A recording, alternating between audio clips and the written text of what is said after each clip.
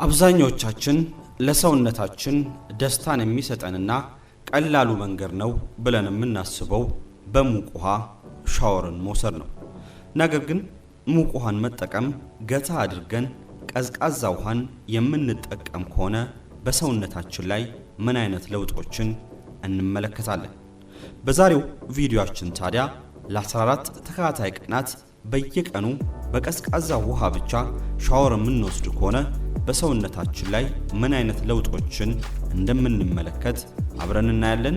ላይክ፣ ሼር እና ሰብስክራይብ እያደረጋችሁ እስከ ፍጻሜው አብራችሁን ቆዩ።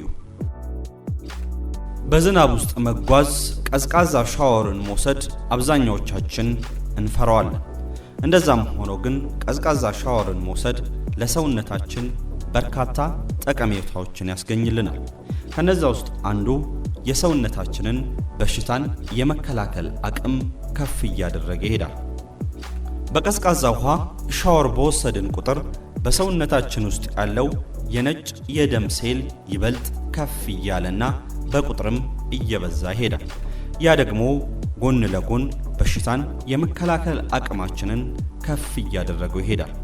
ሌላኛው ቀዝቃዛ ውሃን የምንጠቀም ከሆነ የምናገኘው ጥቅም ኖሮ አድሬናሊን የተባለው ንጥረ ነገር ወይም ሆርሞን በሰውነታችን ውስጥ እየበዛ ይመጣል።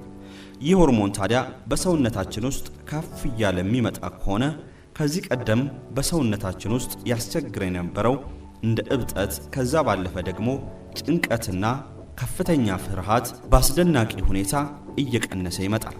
ነገሮችን በትኩረት መስራት የማይችሉ ሐሳባቸው ወደ ተለያዩ ቦታዎች የሚበታተኑ ሰዎችም ይህ ንጥረ ነገር ወይም ሆርሞን በሰውነታቸው ውስጥ በከፍተኛ ሁኔታ እየበዛ የሚሄድ ከሆነ በተለየ መልኩ ሐሳባቸውን መሰብሰብ፣ ነገሮችንም በቀላሉ መስራት ይጀምራሉ። ቀዝቃዛ ሻወርን በየቀኑ መውሰድ ክብደታችንን እንድንቀንስም ይረዳናል። ታዲያ ቀዝቃዛ ሻወርን መውሰድ እንዴት ክብደት እንድንቀንስ ያደርገናል የሚል ጥያቄን ልታቀርቡ ትችላላችሁ። ነገሩ እንደዚህ ነው። ቀዝቃዛ ሻወርን በምትወስዱበት ሰዓት በሰውነታችሁ ውስጥ ብራውን ፋት የተባለው ንጥረ ነገር እየመነጨ ይሄዳል። ብራውን ፋት በሰውነታችን ውስጥ እየመነጨ ሲሄድ ታዲያ ሰውነታችን ይበልጥ እየሞቀ ይሄዳል። ከዛ ጎን ለጎንም ደግሞ የሰውነታችን ምግብን የመፍጨት አቅም ከፍ እያለ ይሄዳል። ሰውነታችን ሙቀት አገኘ፣ ምግብን የመፍጨት አቅሙም ከፍ አለ ማለት ደግሞ ሰውነታችን ውስጥ ያለው ነጭ ፋት እየተቃጠለና እየቀለጠ ይሄዳል ማለት ነው። የብራውን ፋት ሌላኛው ጥቅም በሰውነታችን ውስጥ ያለው ነጭ ፋት እየጠፋና እየቀነሰ እንዲሄድ ማድረግ ነው።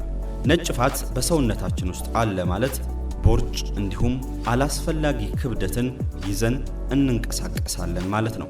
ብራውን ፋት በከፍተኛ ሁኔታ በሰውነታችን ውስጥ የሚሰራጭ ከሆነ በቀላሉ ክብደትን መቀነስ እንችላለን።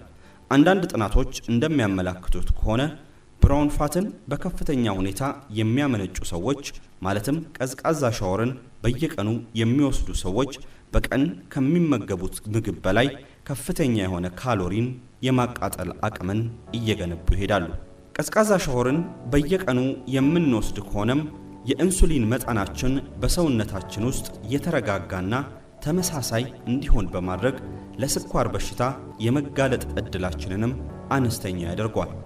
ከዛ ጎን ለጎን የኢንሱሊን መጠናችን በሰውነታችን ውስጥ የተመጣጠነና ትክክለኛ ከሆነ ክብደት የመቀነስ ዕድላችንም ሰፊ እንደሆነ ይታወቃል። ቀዝቃዛ ሻወርን መውሰድ በራሱ በሰውነታችን ውስጥ የሚፈጠሩ እብጠቶች እየቀነሱና እየጠፉ እንዲሄዱ የማድረግ አቅም አለው። ቀዝቃዛ ሻወርን የምንወስድ ከሆነ በሰውነታችን ውስጥ ያለው የአንቲ ኦክሲዳንት መጠን ከፍ እያለና ኔትወርኩም እየሰፋ ይሄዳል። ይህም ማለት ደግሞ ሴላችንና ዲኤንኤያችን አይጎዳም ማለት ነው። ዲኤንኤያችንና ሴላችን የማይጎዳ ከሆነ ደግሞ እንደ ካንሰር ላሉ ከባባድ ህመሞች የመጋለጥ ዕድላችን የዛኑ ያክል እያነሰ ይመጣል። ቀዝቃዛ ሻወርን መውሰድ ከሰውነታችን ባለፈ ለአይምሯችንም እጅግ አስፈላጊ ነው። ቀዝቃዛ ሻወር በየቀኑ የሚወስድ ከሆነ በጭንቅላት ውስጥ ያለው የኒውሮን መጠንም ከፍ እያለ ይሄዳል።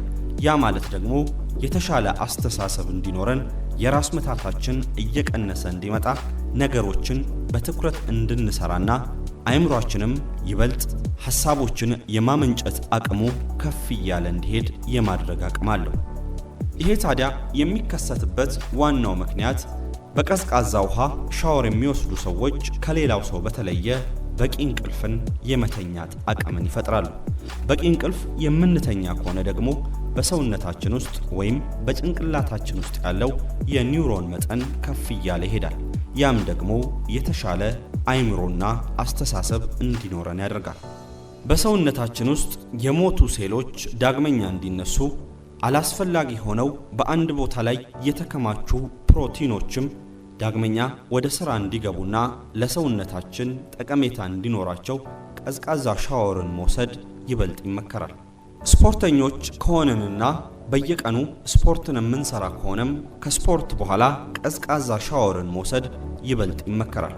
ምክንያቱም ቀዝቃዛ ሻወርን የሚወስዱ ሰዎች ወዲያው ሪከቨር የማድረግና ጡንቻቸውን ወደ ቀደመው ስፍራ የመመለስ አቅም ይኖራቸዋል። ይህ ደግሞ በስፖርታዊ ውድድሮች ላይ ስንሳተፍ እጅግ በጣም አስፈላጊው ጉዳይ ነው። አንዳንዶቻችን ታዲያ ለረጅም ጊዜ ሙቅ ሻወርን መልመዳችንን ተከትሎ ቀዝቃዛ ሻወር ሊከብደን ይችላል። በዚህ ምክንያት ቀስ በቀስ ሰውነታችንን ቀዝቃዛ ሻወርን ማስለመድ እንችላለን። ለምሳሌ ወደ ሻወር ስንገባ የመጀመሪያዎቹን ጥቂት ሴከንዶች ሙቅ ሻወር በመውሰድ ከዛ በኋላ ያሉትን ለ30 ያክል ሴከንዶች ደግሞ ቀዝቃዛ ሻወርን በመውሰድ ሰውነታችንን ቀስ በቀስ ማለማመድ እንችላለን። በየቀኑም የቀዝቃዛ ሻወር መጠናችንን ከፍ እያደረግን ሰውነታችን ቀዝቃዛ ሻወርን እንዲለማመድና ጤነኛ እንዲሆን ማድረግ ይቻላል። በቀዝቃዛ ሻወር ውስጥ የምናጠፋውን ጊዜም ከ5 እስከ 10 ደቂቃ በማድረግ ሰውነታችን በበቂ ሁኔታ ሪከቨር እንዲያደርግና ጤናማ እንዲሆን ማድረግ እንችላለን።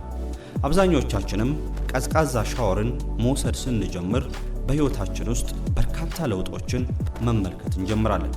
የሰውነታችን ክብደት እየቀነሰ ይሄዳል። በሽታን የመከላከል አቅማችንም ከፍ ይላል። ከዛ ጎን ለጎን ግን ይበልጥ ጠንካራና በስራችን ላይም ትኩረት የምንሰጥ ሰዎች መሆን እንጀምራለን። ታዲያ እናንተም ለቀጣዮቹ 14 ቀናት ለተከታታይ ቀዝቃዛ ሻወርን ብቻ በመውሰድ በሰውነታችሁ ላይ የሚመጣውን ለውጥ መመልከት ትችላላችሁ። እኛ ለዛሬ ወደ እናንተ ያደረስነውን በዚያ በቃን። ላይክ፣ ሼር እና ሰብስክራይብ ማድረግ እንዳይረሳ እያልን ተሰናበትን። ሰናይ ጊዜ